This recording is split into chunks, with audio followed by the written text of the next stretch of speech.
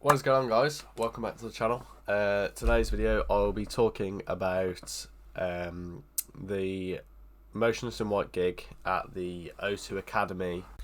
Okay, so last Saturday me, Jess and my cousin Kieran went to watch Motionless In White, Stray From The Path and Beartooth. So the gig itself, the actual arena opened at 6 and the actual gig starts around 7, so the music will start about 7 o'clock.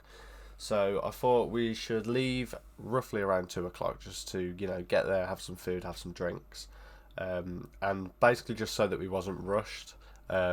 Plus I'd never been to the O2 before, I didn't even know where it was. So I just thought, yeah, if we get there slightly early, we can sort of figure out where things are, go to a pub not too far away from the O2 itself. Then we've just got a short walk to actually get to the place. So we got the 2:30 train, had some drinks on the train. That was funny in itself. And then when we got to Brum, it was about 10 to 3/3 o'clock-ish, something like that. And we went to this bar called the Eden Bar, which I'm told is an Irish bar.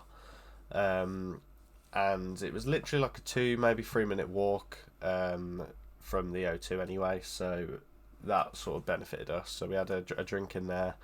And then we still had, I'm pretty sure we had a drink each to walk to the O2 with. And obviously we had to queue, being there, like, I think it was about 3:30 by the time we actually got there. So we was queuing from 3:30.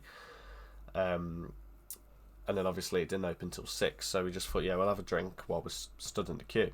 I've got quite a weak bladder anyway, so when I'm out drinking, especially when I'm just constantly, I down a drink and then I'm ordering another drink and I'm drinking again, my bladder sort of goes, like, I'll have a piss and then by the time I'm halfway through a drink I need another piss. It's really bad, honestly. I've never experienced anything as bad as that in my life. Yeah, we're waiting in the queue, we finished our drinks. We're not actually that far from the front of the queue.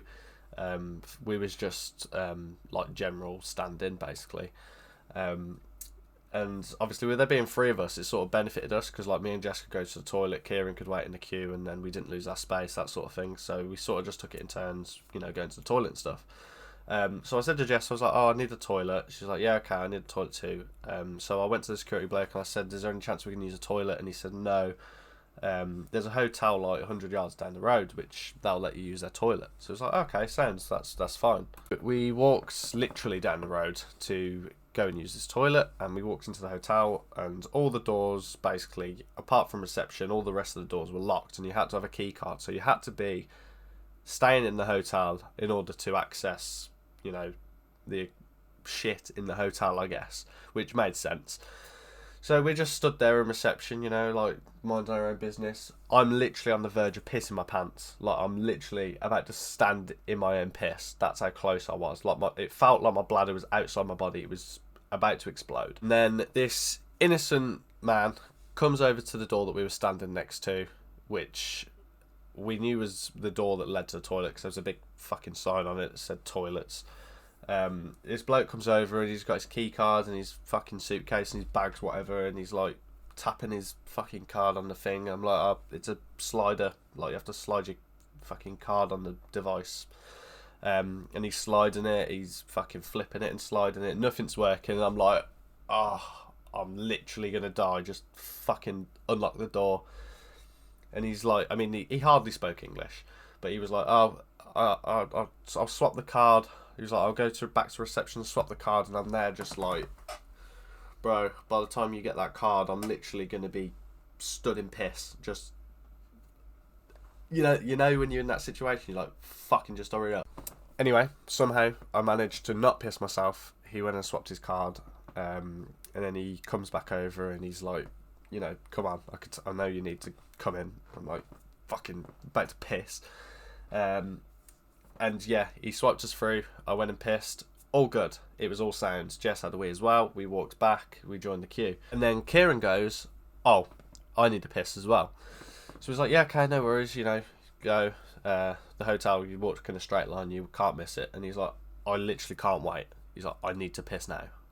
And I was like, right, okay, I do not know anywhere around here where you can piss. Just go to the hotel. And he's like, no, I'm going in an alleyway. I'm like, okay, whatever. About 10 minutes go by and we hadn't heard anything, so I thought, where is he?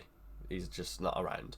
After just having sort of general conversation with people we were queuing next to, making polite conversation, he appears out of nowhere and he says, "You never guess what I've just found." And I'm like, honestly, I do not know. Like, at this point, I couldn't tell you. And he just reaches into his hoodie, like the pocket on the front of his belly, and he just pulls out this piece of toast. I've never fucking experienced or witnessed a piece of toast so burnt in my life. And it was like, that expression when you burn something, you're like, oh, you could build a house with that. Seriously, you could generally mistake this for a brick. If it wasn't like that thin, it would have passed as a brick. At this point, everyone sort of standing around us is creased, and they're like, why is this guy queuing with a piece of fucking burnt toast? And it was, honestly, it was hilarious. Like, I was actually in stitches. My mouth just hurt from laughing. It was so funny.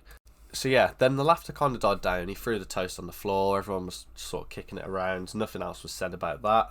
And Kieran still had one drink left. It was a can of Stella, and he was like, oh, I don't even want it. And he kept seeing this bloke like out the corner of his eye, like looking at him, and he was like, go on, chug this. And there's me thinking, oh no, he's not gonna drink it. And he just literally pops the fucking. It took him longer to open the can than it did to drink it. Put it that way. He literally just fucking like swallowed it.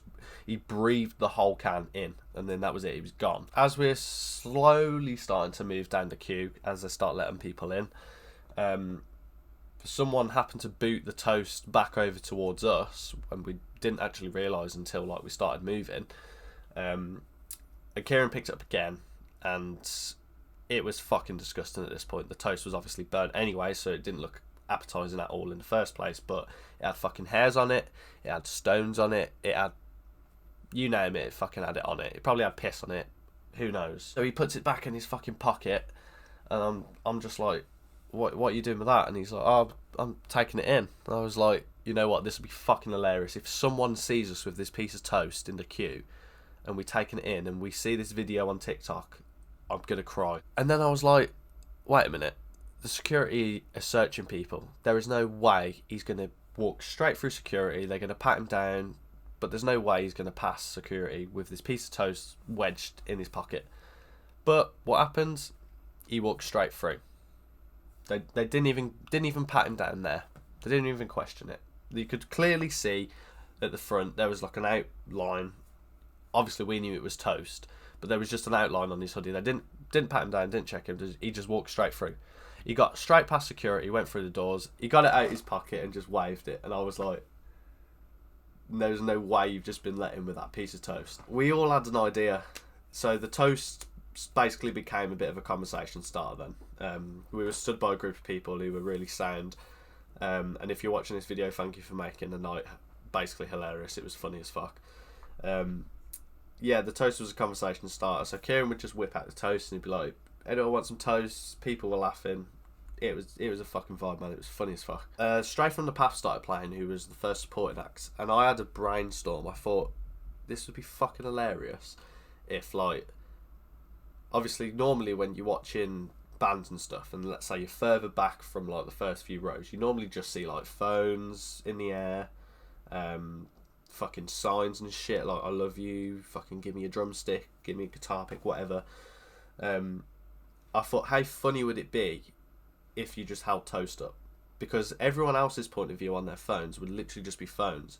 But as long as we know where we are, all we've got to look for is a piece of toast, and then we'll find us. I was like, this is fucking genius. So I filmed it. Everyone else's point of view that was stood like behind us, all you can see is a piece of toast. There was just phones everywhere, there's a couple of signs, and then there was just a piece of toast. It was fucking brilliant, seriously. Yeah, I mean, I've never heard of Stray from the Path before. They were pretty good, to be fair. It was a good opening band. I went mainly for Motionless. Again, I mean, like, I didn't know Stray from the Path. I know who Beartooth is, who was the headliner. But I only know like one, maybe two of their songs, so I wasn't really interested in them at all. So we actually ended up leaving the show early. We left it. Well, we left basically straight after Motionless. The plan was to, because we was the third row from the front. Our plan was to leave and like leave the front, go get a drink, and just sort of linger round the outskirts. And I went to the merchandise stand and brought a Motionless In White t-shirt.